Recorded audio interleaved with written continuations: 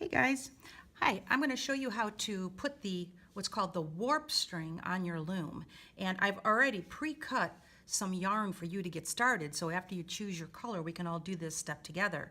So again, this is called, when you put the strings on the loom initially, these are called the warp strings. You can see here I used yellow for my warp strings.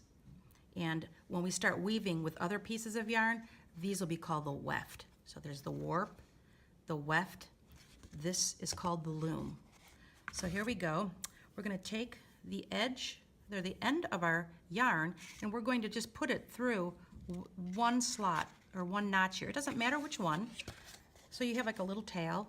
And you're going to take a piece of tape and just tape it down so it doesn't go anywhere.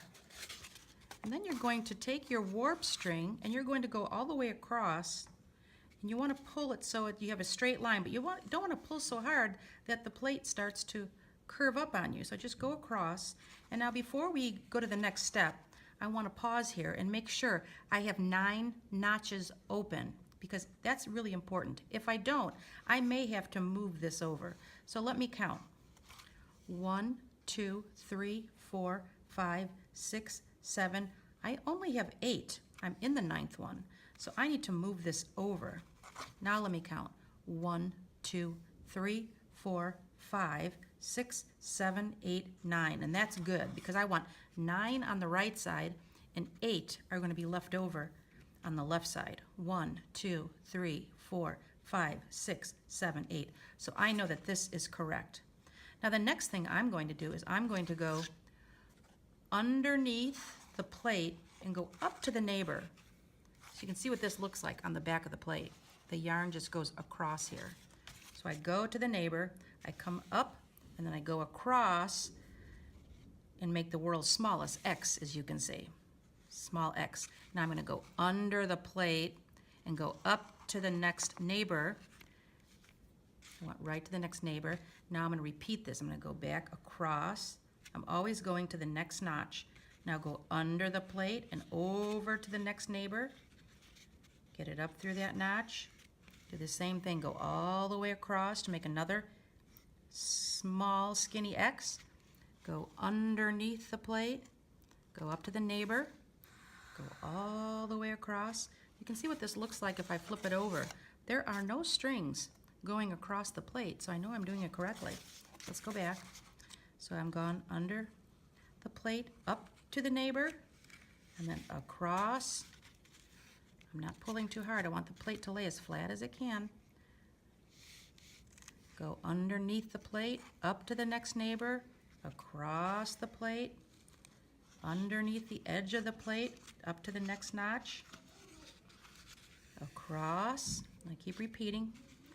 Go up to the neighbor, go all the way across, go down to the back of the plate, up to the next notch. Now I have nowhere else to go. So this last string here is now going to become what's called our warp string. We're going to start weaving with this, and it's going to go around and around and around. Eventually we're going to have a weaving that looks like a round circle. Now we're going to continue using the yellow because I have some left over, so I'm going to use this. So weaving is basically going under and over the warp strings.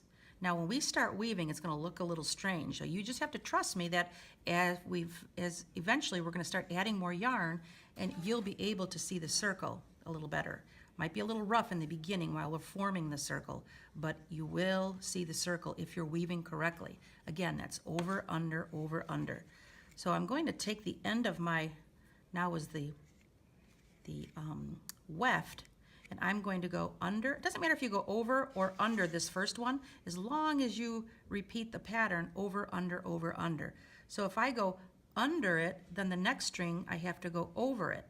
Then I go under, over, under, over, under, over. I'm going to gently pull this so I can see what's happening here. And keep turning. Over, under, over, under. It's a little tricky when you're first getting started. Over, under, over, under, over, under, and I keep going around and around. Every now and then I give it a gentle pull. I can see this is the last string, and I was underneath it, so that means I need to go over the next string, under, over, under, over, under, gently pull towards the center. Now let's see, I'm over, so I need to go under the next string, over, under, over, under. This is starting to get fun now because I can start to see the circle. Let's see, where did I leave off? I was over, so now I have to go under this one, over that one, under this one, over that one, under, and I'm going to start to pull, keep going, until I have about a finger's length left. Gently pull, because you want it to be, the strings to be close together. You can start to see the circle that's forming.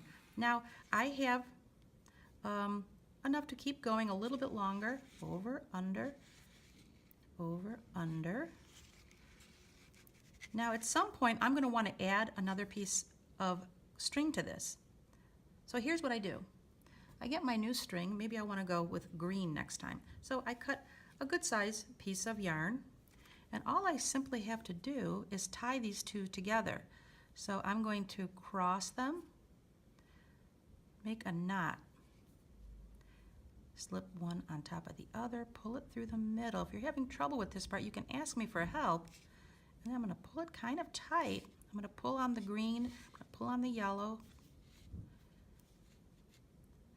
And then I'm going to take my scissors and just cut some of it off. Be careful you don't cut this warp string. I just want to cut some of those, they look like ears, off.